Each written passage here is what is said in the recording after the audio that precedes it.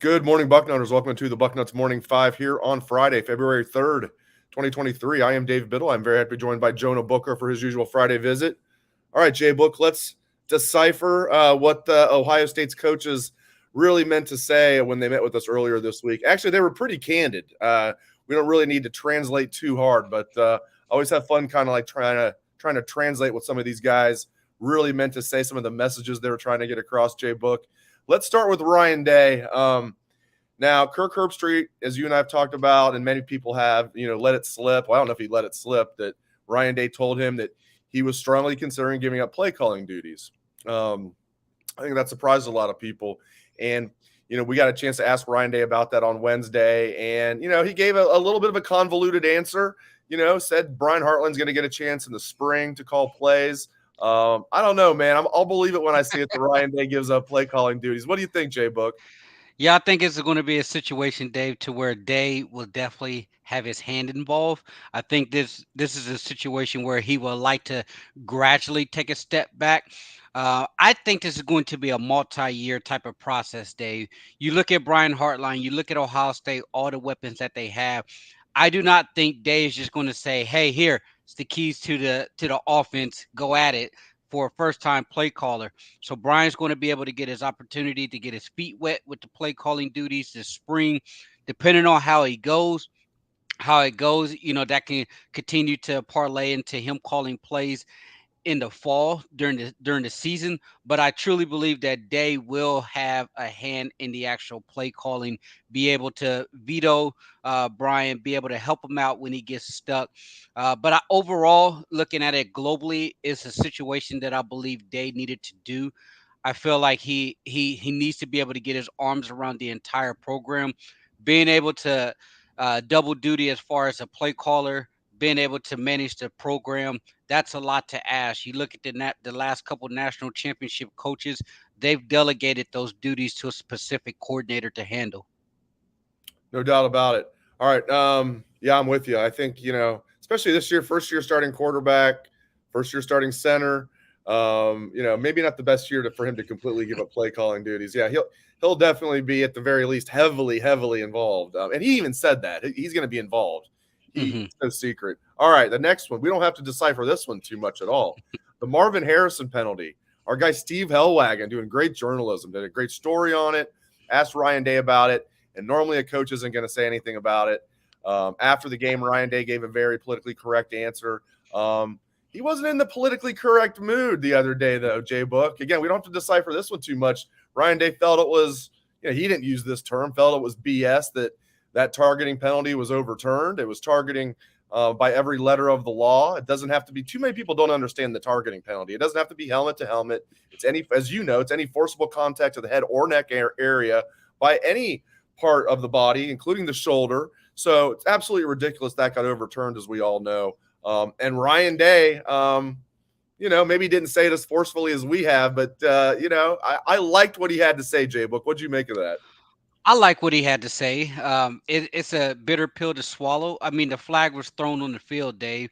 Right. It'd be one thing to say, oh, cameras showed that there wasn't any type of contact, above the shoulder pads when in actuality it was. The kid was knocked out cold. So if you got a kid that's knocked out cold, there's a penalty already been thrown. How can you actually pick the flag up? So I understand Dave's gripe, and good for him to go and make the calls and complain. That's what you're supposed to do. I know a lot of Georgia fans are out there saying, "Oh, he's crying, he's whining." No, he was asked about it from the media, and what is he supposed to say? I'm no comments about it. I'm sure he has deep feelings about it after the fact. So if he's asked about it, you want coaches to be able to give thorough, thoughtful, and truthful answers in their press conference. But hey, Georgia fans, go ahead and try to knock them as much as you want to for being honest when asked a question by the media. Don't worry out there. We're going to get to Mark Pantoni in just a second. His comments, interesting comments from the other day. For those that that don't know or just tuning in, we got to meet with Ryan Day on Wednesday. We got to meet with all of the assistant coaches, including the coordinators, of course. And then on top of that, we got to meet with Mark Pantoni and James Laurinaitis. So all the full-time assistants, plus on top of that, Mark Pantoni, who's now the GM, he has the title of general manager. and James Laurinaitis. We're going to get to Pantoni and Laurinaitis. One more thing about Ryan Day that I found interesting. I mean, there was a cavalcade of interesting things, but one more thing about Ryan Day before we move on, JBook. He says he wants to name a starting quarterback leaving spring. Wanting to and it actually happening there's a giant delta between those two things, because now I as I said on Wednesday's show, like he will know leaving spring, or it was actually on Patrick's Bucknuts happy hour last night. There's no doubt Ryan Day probably right now knows, and he'll definitely know leaving spring. He's not going to tell us, though. He's not going to tell the guys. He wants to push this into fall camp. He doesn't want anybody to transfer. So What'd you make of that? What'd you make of translate his comments a little bit for me? I 100% agree with you, Dave. There's no reason to name a starter after the spring. Right. There's if you look at it, if he names a starter, chances are you're going to lose someone, one of the quarterbacks. So you're better off pushing this thing into the fall, even if you have an idea who the guy's going to be. And I find it hard to believe that they're going to be able to find the actual starter, because when I look at McCord and Devin Brown, I don't see a guy that's considerably better than the other right now. And the margins are so close when you're breaking in a new play caller, you're breaking in a brand new offensive line. Your top two wide receivers are out for the spring. Marvin Harrison Jr. is probably going to be on the pitch count. So both quarterbacks are going to be throwing to young wide receivers who probably won't be your down in, down out starters. Those are guys that you're hoping to develop in the spring to be something down the line. So how can you determine which guy performed at an elite level that's going to potentially lead you to a national championship with so many question marks that are out there as you're heading into the spring? So I think it would benefit the program. I think it would benefit the guys if they pushed it into the fall a little bit, let that competition continue to thrive, because once you start to get your starters back, one guy may take off a little bit more than what he did in the spring. So I don't think there's a need to rush to judgment right now to say, hey, I need to name a starter right after the spring. Theoretically, perfect world, you would love to. If you had the quarterback depth right now in your room and you felt good about it, perfect world, yes. But with the way the guys can just up and transfer, I don't see a need to transfer to announce a starter until at least the fall. I agree with you 100%. And in the 0.01% chance that he does name a starter after spring, let's say it is Kyle McCord. Devin Brown strikes me as the type of kid, and I could be wrong, that would still stick around and compete. Because even if Ryan Day says a guy is in the lead, I don't think he's going to be making grand proclamations like this is our guy no matter what. He's still going to make sure it's a competition. But I totally agree. He's not even going to do that. He's not going to name a leader after spring. Why would he? He'll know, but we won't know. We might know, but he's not going to tell us. That's a better way of putting it. All right. A lot of people want to know about, get into Mark Pantoni's comments. We're going to break those down. This is from Doc McGarry on Facebook. Why is Pantoni advertising the fact that he doesn't think we can compete for national recruits? Duh. And then he throws in a hashtag green and white, hashtag JB. Must be your fellow Ohio Bobcat there, Jonah Booker. So Doc McGarry, I think Mark Pantoni, we're going to have a note in the boarding house on Bucknuts today about this. Mark Pantoni is extremely intelligent. He knew what he was doing there. In my opinion, and I had a former Ohio State player tell me this, in my opinion, he was throwing, he knew what he was doing. He was sending a message to Gene Smith and Doug Archie and everybody at Ohio State that we better get with the times here. I don't think he was throwing up any type of white flag. He knew what he was doing. What do you think, JB? Let me ask you this, Dave. If Ohio State's NIL was a machine right now and it's humming, you're getting the players that you want to, you're setting these guys up once they sign and enroll with whatever deal that they want to, everything is gravy. Do you hear anything about these guys starting to deviate from doing a national approach to a regional approach? Not at all. Not at all. And Not by at the way, all.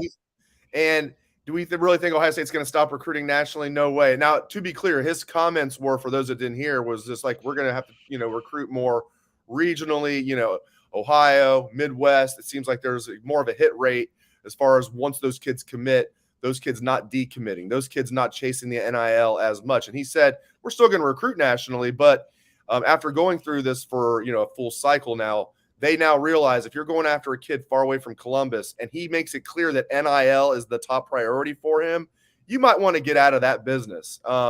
So that is a real thing, but and we'll get into like the NCAA allegedly cracking down. I got a chance to ask Pantoni about that. He had an interesting response, Yeah. but yeah, man. I mean, it is an issue right now, but I think that was mostly Pantoni sending a message to Ohio State, like we got to play by the same rules, or we're going to fall behind. I have two feelings about this, Dave. One, you always want to be able to have your core backbone of Ohio to be primarily Ohio guys. That's the way the program has been built. But the way that the populations have shifted down towards the south and out west, in order for you to win a national championship, you got to be able to get those heavy hitters, national guys, those difference makers, those 3 to 4 to 5 different makers that you're going to need in order to get you over the top against Georgia. Ohio kids in Ohio high school, they're second to none. Those shall always be your backbone because they're going to be extremely well coached. They may not be ready right away because they don't have spring ball in Ohio, but one thing that you cannot deny, Ohio kids are going to come in tough and they're going to come in extremely well coached. Now, when it comes to who should you target, who shouldn't you target, if your initial conversation out the gate about it to a kid is, hey, this is what we're willing to offer as far as a NFL development, a program, a degree in education, and that initial conversation is about NIL, then yes, that is a red flag that you should be concerned about. But with that being said, I can't blame a kid for not for I can't blame a kid for understanding his worth in today's market. So if somebody's offering you, life-changing money for your family, you have to have that conversation. You can't shy away from it. Now, is Ohio State doing things NIL wise? Yes, they are doing a little bit, but it's not compared to what the other schools are doing. I know a lot of people say, "Hey, don't don't go all Texas A&M." I always say to this, Texas A&M is an outlier. What a Texas A&M was doing, you're not seeing a lot of programs doing. Ohio State is not they're not chasing Texas A&M. They're chasing Alabama and they're Mhm. chasing Georgia. What Right. Texas A&M did and what Miami's doing, those are mid programs. They're irrelevant to the conversation.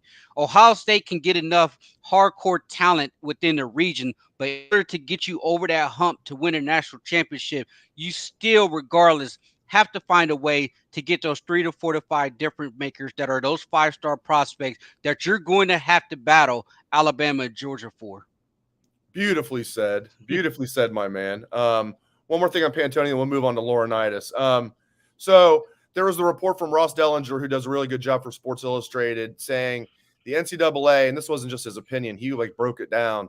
The NCAA, they're hiring people, like former like CIA investigators and stuff like that, and like they're allegedly, again, um, wake me up if it actually happens, right? But they're allegedly going to crack down on some of this NIL stuff with the pay for play stuff. And Mark Pantoni said flat out when I asked him about it, this is obviously not what NIL is supposed to be, as we all know.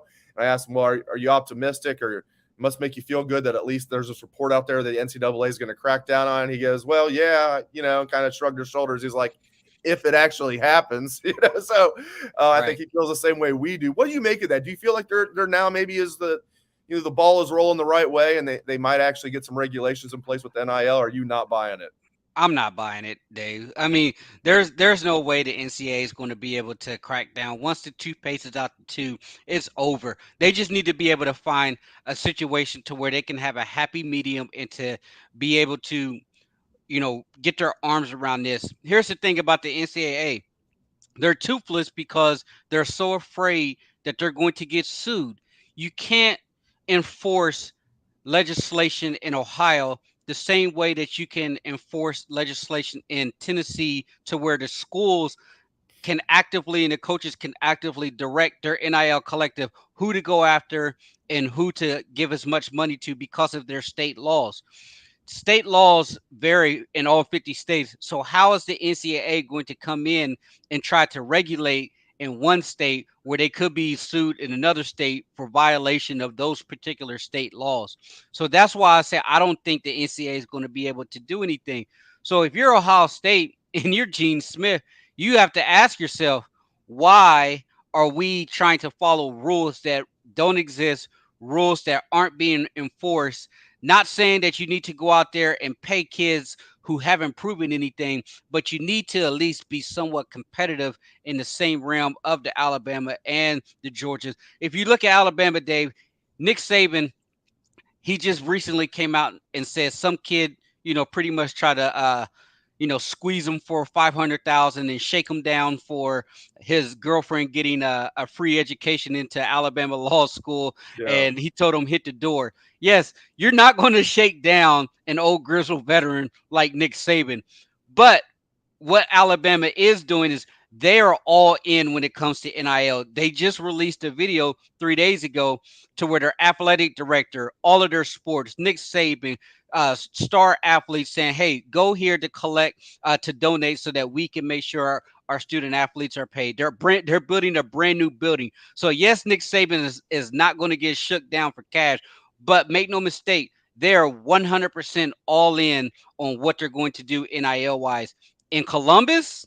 I've heard a ton of stories from the people that are involved. It is it is ridiculous. It's a hot mess. We are nowhere close to being organized. Cardell Jones is on the radio this week saying that he can't get any help from Gene Smith or the athletic department. People are complaining, saying, are raising the red flag, saying, why is Gene Smith personal advisor ahead of the cohesion? So it's a whole heap of mess, Dave, that I'm just looking around just like, if they can't get it together, they're not going to be able to compete in this front going forward. And there's only so much we can say, but like another facet here is the two main collectives for Ohio State don't seem to get along very well. Yet they should be working together. Yeah. From Well, what I'm hearing, that ain't gonna happen. well, not even that, Dave. Look at it this. You have the two collectives that don't even get along, but the collectives also don't necessarily get along with the athletic department, because the athletic department also views the collectives as competition, because their job is to raise money from boosters to help fund all of those Olympic sports. They collected 60 million over this year from boosters, but at the same time, you can't say, okay, at 50 million, why don't we have a few boosters who are willing to donate, go and funnel some of that money over to the collectives. So you also have this arm of high raising fundraising going on within the Ohio State athletic department, but they're also not sharing any type of booster contacts with any of the collectives. So it's just like, okay, at what point is enough money for the athletic department? I didn't even mean to get off on that. It's such an interesting topic. I'm glad we did. I wasn't even in my notes there, but yeah, I did like what Mark Pantoni had to say. I mean, we have a story up on Bucknuts. It's free.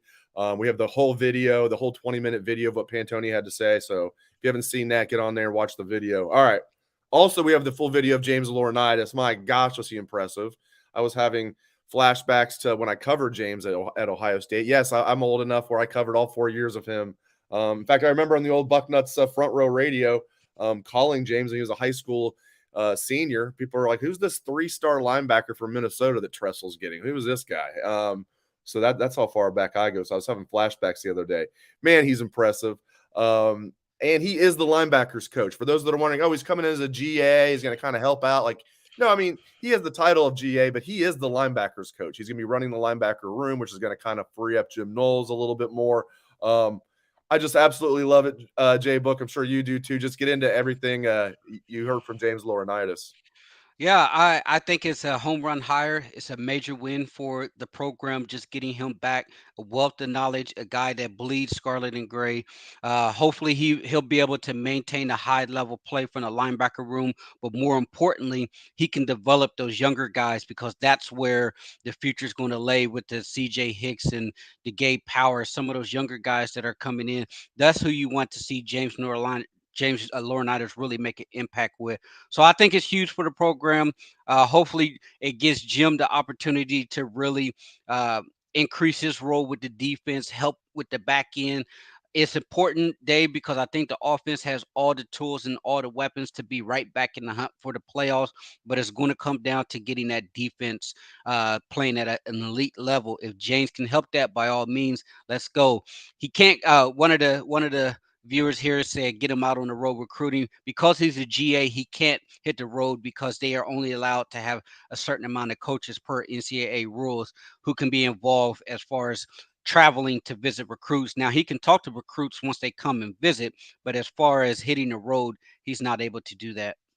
Yeah, I'm glad you touched on that. And just to further the point, he can text recruits, he can call recruits, all that. The only thing he can't do, as you said, is go on the road to recruit. But when they come on campus, he can talk to them. He can text them. So he's going to be heavily involved in all things linebacker recruiting. And I still believe in Jim Knowles as a defensive coordinator. I don't think he's much of a recruiter. I know I'm not breaking news there. And I like that this frees him up. You know, James Laurinaitis will be running the linebacker room. And obviously Knowles is going to be heavily involved too, just like we were saying with Ryan Day, and whatever happens with offensive play calling, he'll be heavily involved. So great insights as always from Jonah Booker. Really appreciate it. JBook, make sure you follow him on Twitter. He's a great follow at JBook37. Appreciate it, JBook, and appreciate all the listeners out there for tuning in. Thank you guys very much. Hope everyone has a great day and a great weekend.